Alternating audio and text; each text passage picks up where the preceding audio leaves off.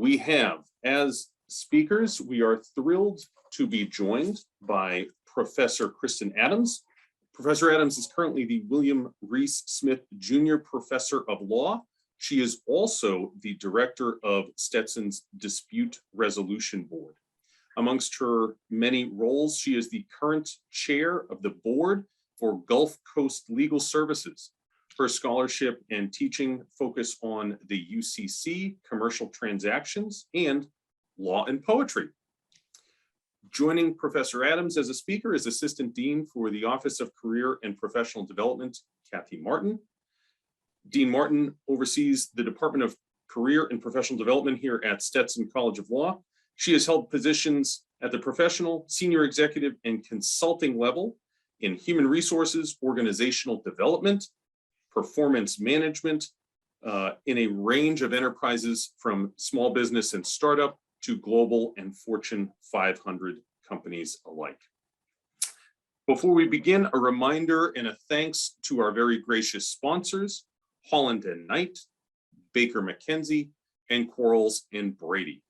Again, as a reminder, full bios for each of our speakers today and throughout the conference are available in the Campus to Career Program Guide, the links for which I will include in the chat momentarily.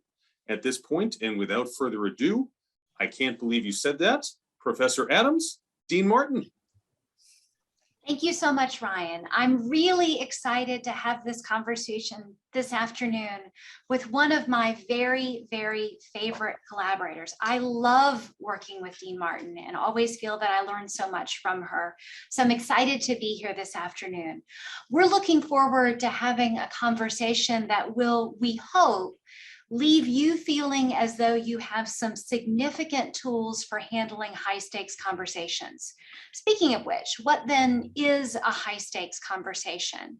As we use that phrase, a high stakes conversation is a conversation that matters to you because of the content and or the participants and the potential consequences. So let's get started. I think that takes us to our next slide. So we set some goals for ourselves here because once we get to talking, just about anything can emerge and we'll easily go off on a tangent. But we'd like to present and discuss a variety of tools to use when you respond to challenging moments. This isn't a pick one and rehearse it and only use it. There are different tools that go with different challenging moments. If you had the opportunity to see Carmen Johnson and Nathan Broomer talk about a similar subject under the heading of advocacy and being an active and positive advocate, you know that like them, we're going to want to keep doors open to learning for everybody. So that's a very important goal for us, that we tried to focus on the positive things that are easy to learn to use and that are really available to just about everybody.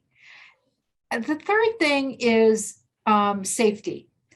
We want to make sure that we keep everybody in a safe zone when they're responding to challenging moments. We live in a dangerous world, no doubt about it. We also want to help you build your professional reputation, and a good professional reputation is usually as one who keeps a cool head. So we're going to try to help you stay in control, and we have a variety of techniques and tools for that. And that takes us to the next slide.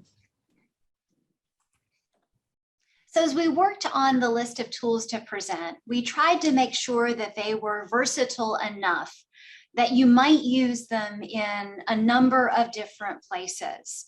So we're going to be talking about tools and ideas that you could use in social situations, or in workplace interactions, or in the classroom, or in an employment setting. And here specifically, in addition to workplace interactions, we were thinking about employment interviews, because the stakes are certainly a little bit different when you're talking about an environment where you're not yet an employee and you are trying to assess them and they are trying to assess you as well. So we think of these as tools that can be used anywhere people are simply being unguarded, or they're simply being thoughtless. Next slide. So we came up with some specific examples from which we kind of created a jumping off point for different tools. So these certainly are not exhaustive examples, but they're the common ones that we come across most frequently. If somebody's looking for guidance, they're often asking about one of these things. So they're fairly common. Wherever you are, your supervisor, it might be your externship supervisor, it might be your supervisor at work, it might be any number of places where you are working under somebody else's direction, and that person has some authority over you. There are lots of occasions where somebody comments on your appearance. They might think they're flattering you. They might be showing a little bit too much interest. They might be saying something entirely inappropriate, but in any event, you don't welcome the comment.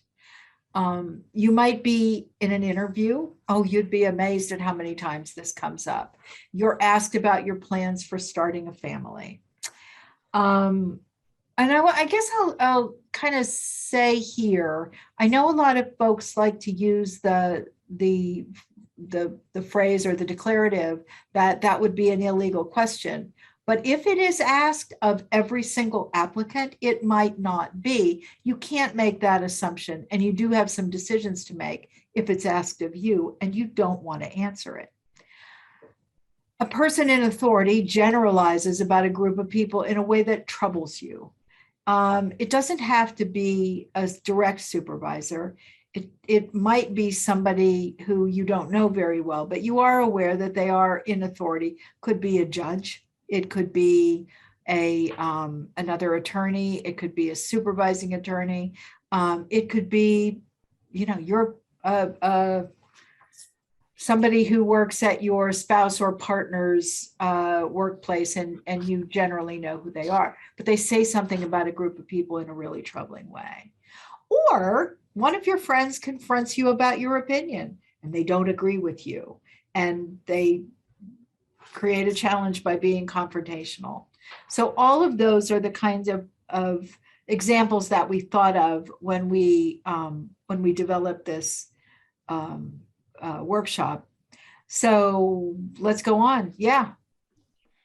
And I'll tell you, we really had a good time working through this together. Dean Martin and I always have a good time working together. But as we talked about the tools that we'll be introducing, we went back and talked with one another about some of these examples and talked about which of the tools each of us would use in each of these circumstances. And sometimes we had the same strategy in mind. Sometimes it was different. And so know that one of the things we're going to be talking about today is the fact that there are a lot of right ways to do this. And it may vary from person to person, or you may respond differently to the same kind of prompt at different moments in time. That's all valid. But we are going to recommend that you think about your strategy in advance. So why then plan for a high stakes conversation before it happens? And some of you will no doubt smile a little bit upon hearing us, and especially me, say these words, because my goodness, I am a planner. I love to plan. But speaking particularly about a high stakes conversation, I would say that planning for these conversations is not just preferred, it's actually crucial. Now, some of these, but only some of them, will sneak up on you. There's some high stakes conversations that you may have over and over again, such that you know perfectly well that you need a strategy for them because they are a trigger for you. You know what your triggers are. Everyone has them, and you want to be in control of how you respond. You don't want to show that something is a trigger for you. Other high stakes conversations may seem to come out of the blue, but you want to be prepared for those as well. Leaders practice and leaders prepare for moments that don't come naturally to them. And so as you move toward your graduation into practice, you're going to want to have a set of tools available for you in your toolbox. One of the ways that I like to describe what lawyers do is I like to say that the law degree is, in my opinion, a professional situation management degree. Lawyers get paid to manage difficult conversations very well. This is actually an important professional competency. And so you plan because if you don't, you'll be unprepared. You plan because it gives you a chance to decide how you want to react, if at all. These tend to be high stakes moments. They can be associated with some tension, some drama. Leaders, as I mentioned, practice, and you want to be in control of the situation. You don't want to respond out of a sense of reaction. You want to be in control of how you respond. Next slide. And one reason for this also, I think, is to ensure safety. As I mentioned earlier, we're all aware that it's a dangerous world. And when I talk about safety, I'm not just talking about your physical safety. I'm talking about securing your safety for the future, and also the possibility that someone is photographing or video recording, whatever the circumstances are. So you want to, your first reaction ought to be to assess a safety risk, not just for the moment at hand, but for the future, because you aren't required to react to anything at all, ever. And there is and I don't think I put it in our resources, but there is a really, really good book that I read recently called The Gift of Fear by Gavin de Becker. And it's not a new book. This has been around for at least a little while. And Mr. de Becker in this book describes the kinds of circumstances that might represent the absence of safety, or things that you might not be aware of. And he attempts to raise our consciousness about where things lead if you don't handle them in the early moments when you first sort of think something's not right here. So we want you in thinking about challenging moments to recognize that the very first thing is to assess the circumstances that you're in for safety so that you make a good decision at that point. So how do you do this? We're going to walk you through some steps. So assuming that you have decided that you think you may want to respond, there's some steps that we're going to walk you through. Now, this first step, I always have to remind myself of this, because although I like to think of myself as an approachable person, my natural posture is to cross my arms.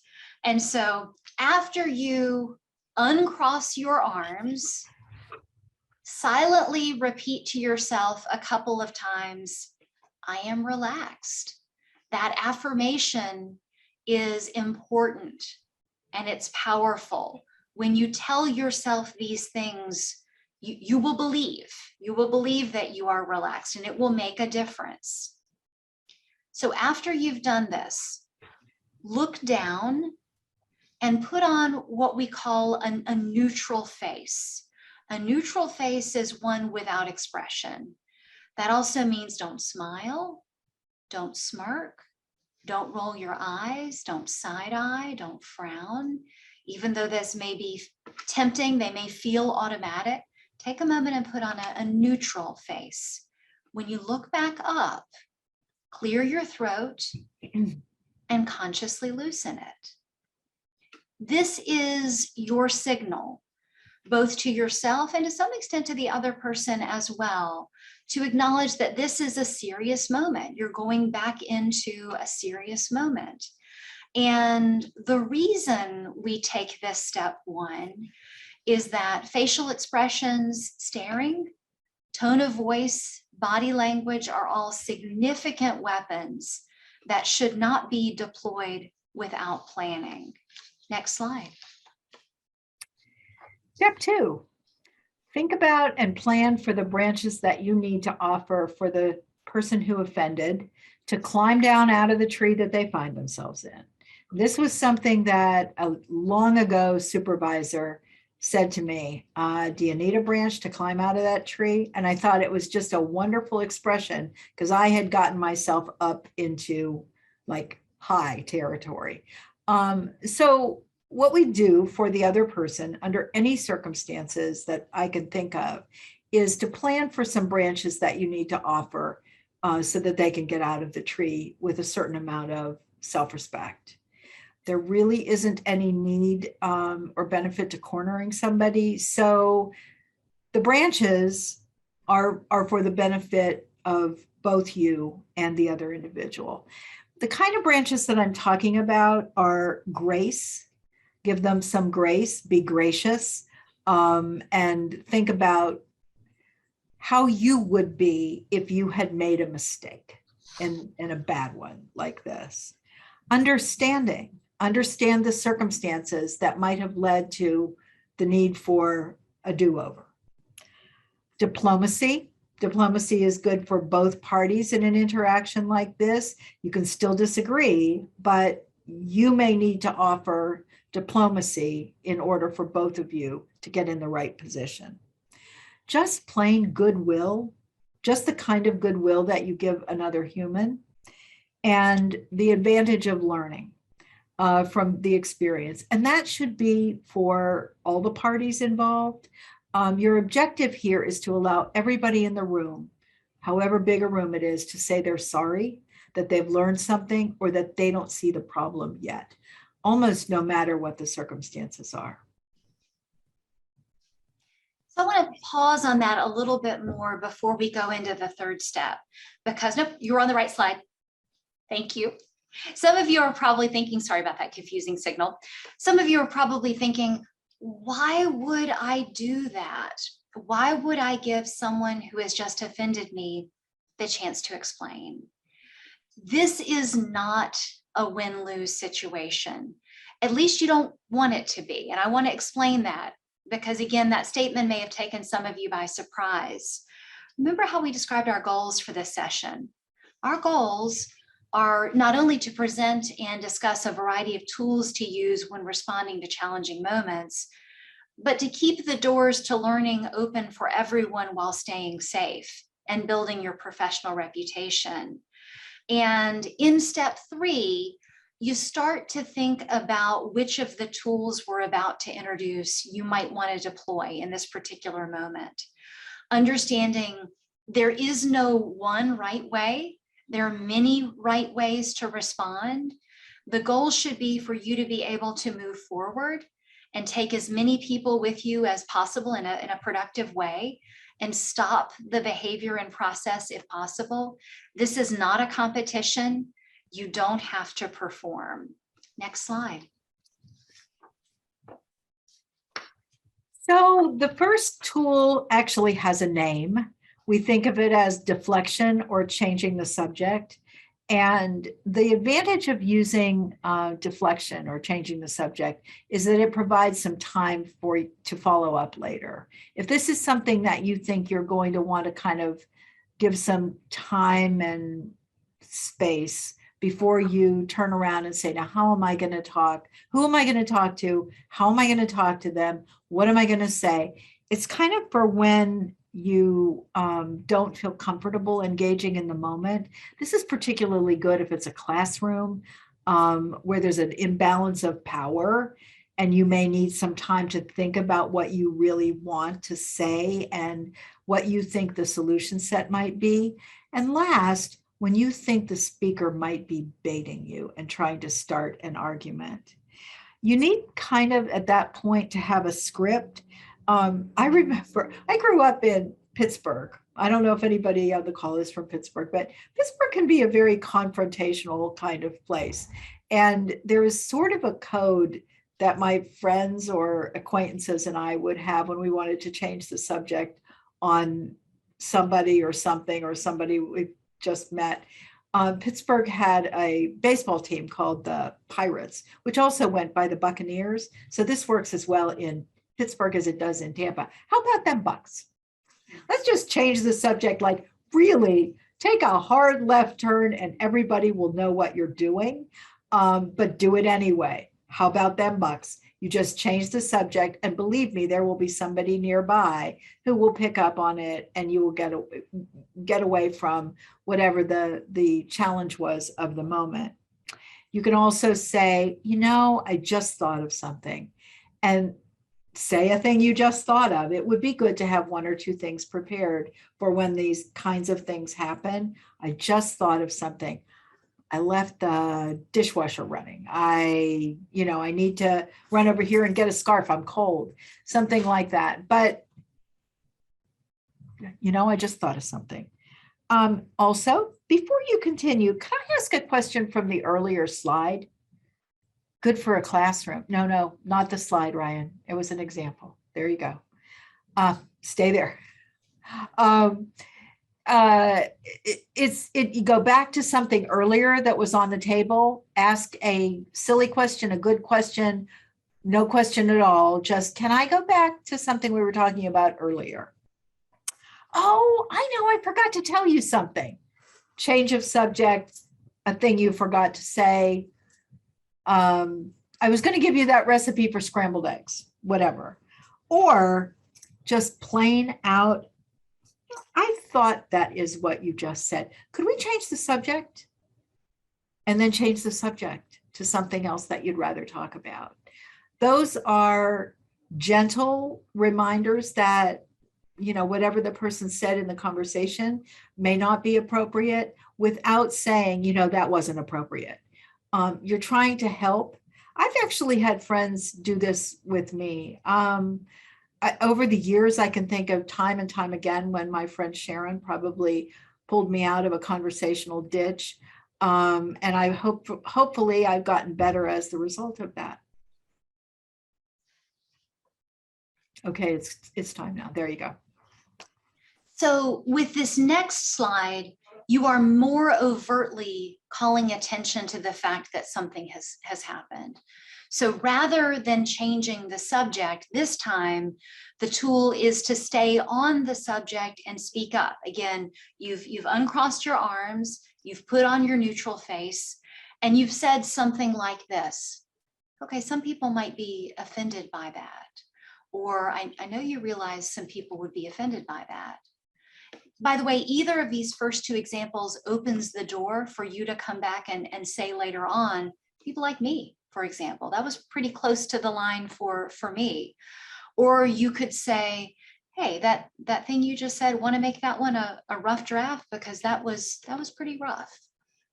Deliver these with good nature, without apology, but with kindness, because it may very well be that by speaking up and letting someone know that some people might be offended by that, or that was pretty rough, you may actually be giving that person information they have never heard before.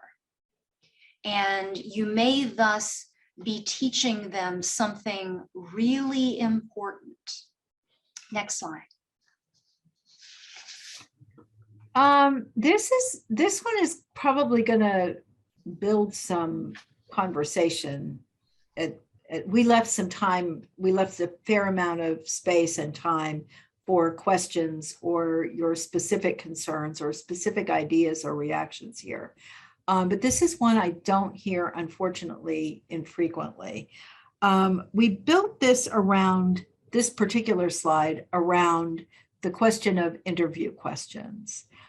Because they're hard to respond to. You're in a very, very formal situation. There's usually only one other person in the conversation. You usually don't know the person that well. And they've just asked one of the all-time inappropriate questions in this case. I think I said earlier, it is not all right to ask questions like, oh, do you have any plans for starting a family? Or what if you had plans for starting a family? And whether you're planning a family or not, you don't need to answer that question right then and there. And in fact, you probably are among the people who would be reluctant to do so. So taking the conversation up a few notches makes it more of an intellectual than an emotional or personal question by saying, I don't think I'm prepared to answer that question today. And the question might have been, you might have to relocate. Are you willing to do that? Same answer. I don't think I'm prepared to answer that question today. You don't have to give an answer. You do have to say something, in this case, not so much with a neutral face, but perhaps somehow communicating a certain amount of warmth. And I'm going to tell you why in a minute. You might also say, if you feel pretty strongly about it, you could say, well, I don't think that starting a family would affect my job performance. I'm not prepared to answer that question today. So you could make a small point there. But here's the thing about interviewers. They're not always well trained. Sometimes they ask the questions that somebody asked them when they were interviewing, and they don't really know any other ones. Sometimes they're invited to perform this function because they have the time available, which might suggest that you wouldn't necessarily be working with this individual if you were to qualify for and get the job that you're interviewing for. Interviewers are not necessarily the people that you interact with frequently in a particular workplace. And I'm not sure that they should, in every case, be regarded as representative of the culture or the environment that a job with that organization would have you interacting with. And I'm not making excuses for employment interviewers, believe me. That was my very first job out of college, and you do train a lot, and most people get educated not to ask irrelevant questions that this happens to be. But also, you want to evaluate a company and an opportunity on a much larger platform of considerations.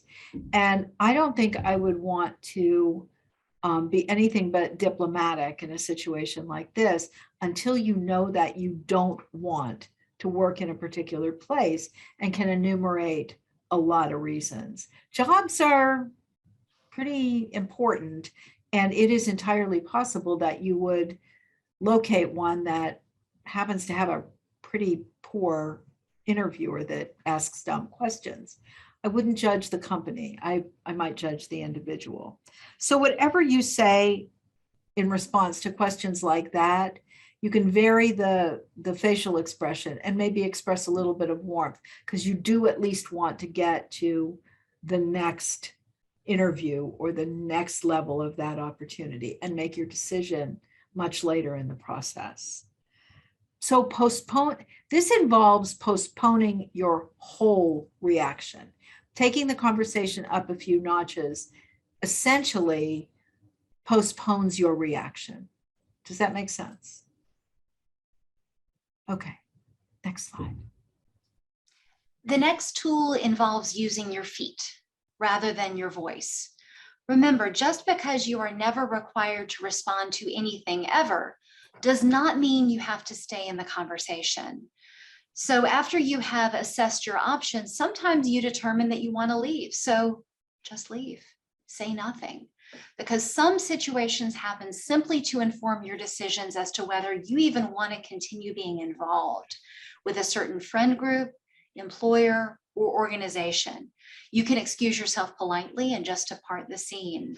This particular tool is often used when people are impaired and unguarded, saying things they may not even remember and that you don't want to hear.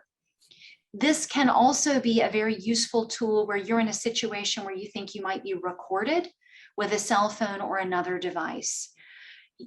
If later on you feel as though you left too precipitously, you could always later apologize for leaving, or not, as it so happens.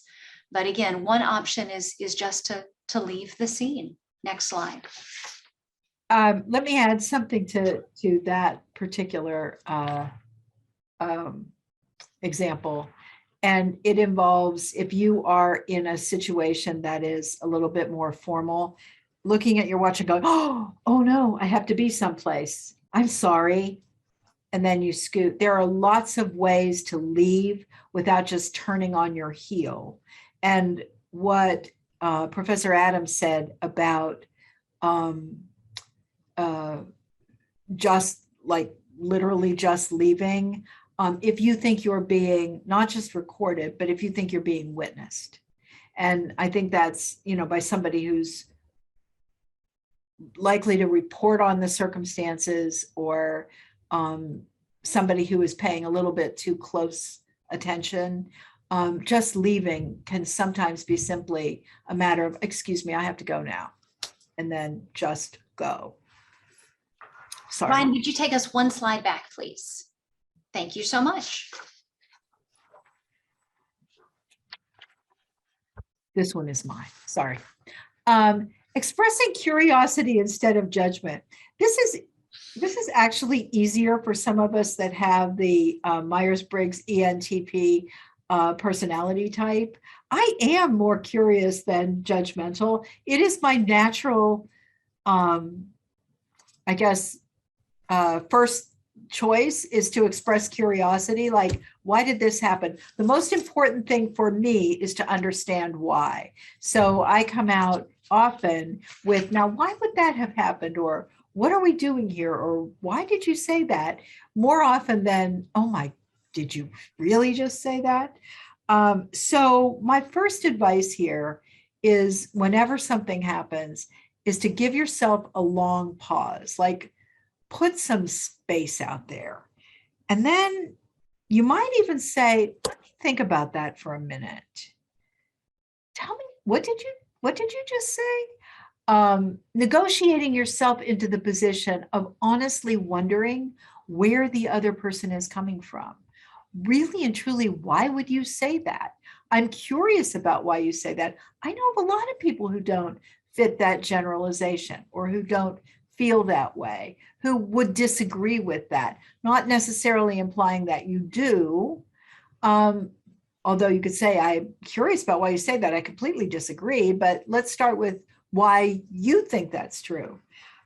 So put the word curious in your response, because it is a very neutral word.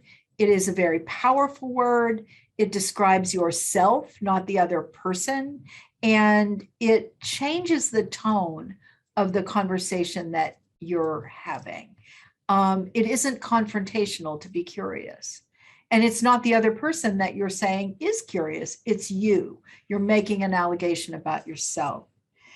And by the way, this comes from one of my very, very favorite books, and you will see the name of this book on a slide in a few moments. And the book is called Difficult Conversations, that comes out of the Harvard Negotiation Project. The core of the recommendations in that book is to negotiate yourself into the position of being genuinely curious about where the other person is coming from. And so we'll talk more about that book in a few moments, but I wanted to make sure to give credit to those authors for that particular concept. The other two words that I like in a situation like that are surprised. I'm surprised to hear you say that, because you are most frequently. And again, it's a fairly neutral word, but just a little bit up the scale from curious. And also, I wonder why you would say that. Wonder is also used with wonderful. It has very, very neutral connotations, but if anything, it errs on the side of positive. So you're more likely to get a good conversation going with words like that, if you feel that there is value in doing that. But you're trying here, this is another example of giving somebody grace, of giving somebody goodwill, is to give the other person a chance to self-moderate and change the conversation, lower the tone, and potentially you have a chance to have a learning moment for everybody. Remember that one of our goals for today's session was to discuss tools that allow you to be part of an educational moment. And this next tool is presented with that goal in mind. You can reframe and rephrase. And what you're doing here is giving the other person important information they may truly never have heard before. And you're doing it without humiliating them. So here's what this might sound like. Let me tell you what I think I'm hearing, or here's another way you might consider saying that. And here's why you might consider saying it that way.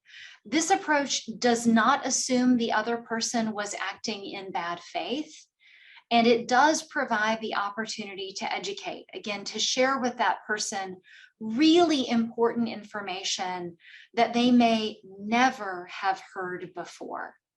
Next slide.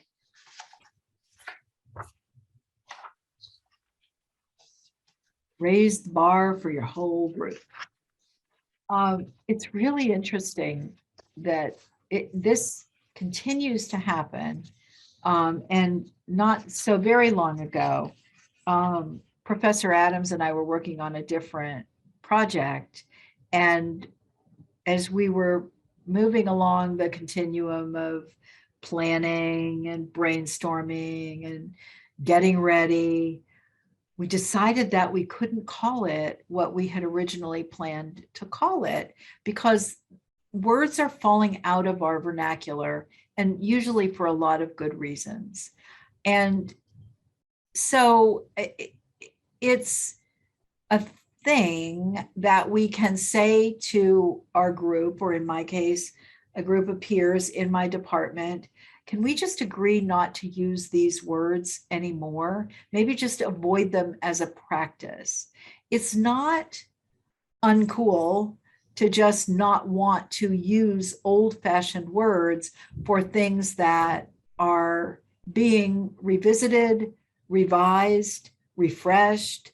It's a common practice now. And I don't think, if we all, and I don't know, I can't see all the people on the call, but if we all go back 20 years or more and think about words that were commonly used that we see being changed all the time, there will be more. There will be probably more this week. And doing that creates opportunity for leadership and for agreement among a group.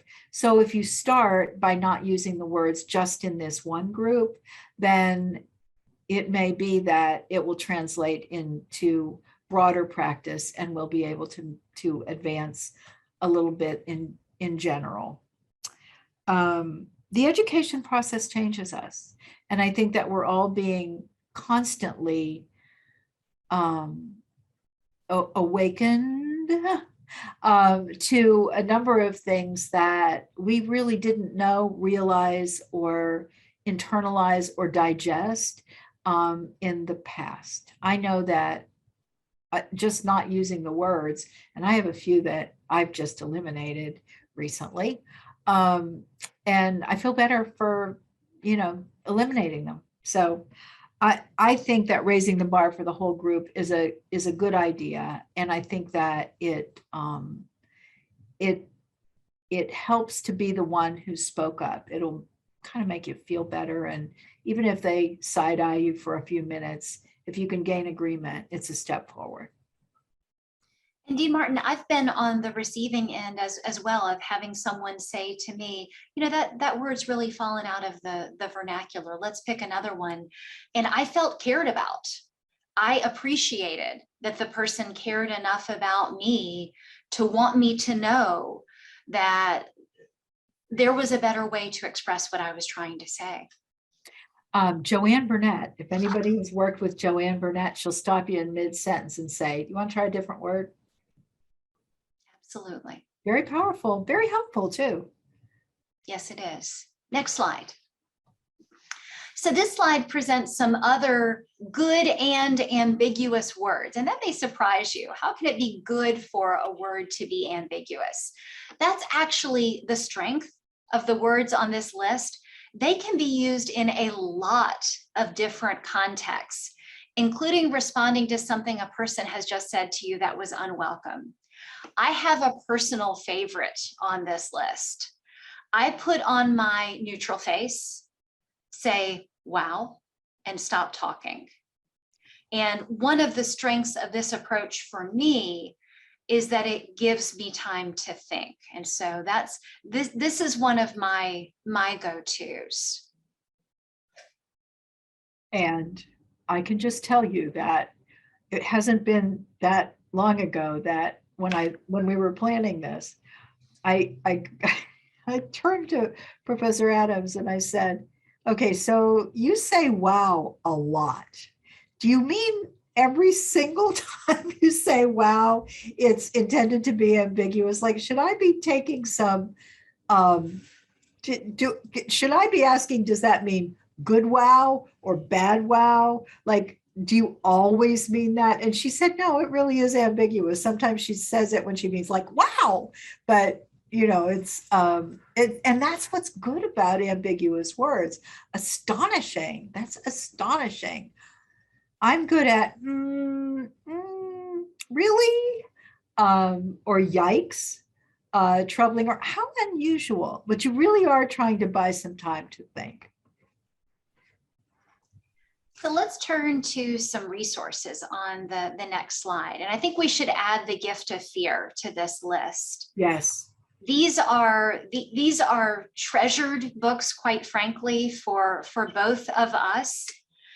I had originally thought that I had both books in my office, but truth be told, I have given away so many copies of Difficult Conversations that apparently I do not currently have that book in my office.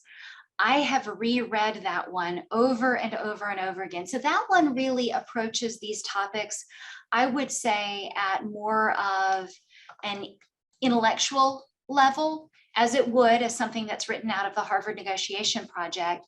The other book I do have right here. And if you buy this book, What If I Say the Wrong Thing, which was written by Vernee Myers, it's published by the American Bar Association, it might be the best $14.95 that you have spent lately. It is very, very readable. And what Vernee Myers does in this book is to walk through a number of scenarios that you might encounter and to workshop them in essence, and to point out what might be troubling or difficult about each of the scenarios, and to think through how you might want to respond and why you might want to respond that way. So really, really wonderful resource. We had Ms. Myers here in 2015, I believe, for a day-long symposium on best practices in diversity, equity, and inclusion. Her career has been spent in law, raising the bar and facilitating law firm programs. And we were fortunate to have gotten some sponsors to help us bring her here. We invited a number of firms and government agencies. I think we had 200 people in the Great Hall for a day-long meeting. And that's when we purchased, I think, a box of those, of several of her books. And I don't think we have any more up here, but I will check. And we might get a few more. There might be some in the library. I believe we donated a large number of them in the library.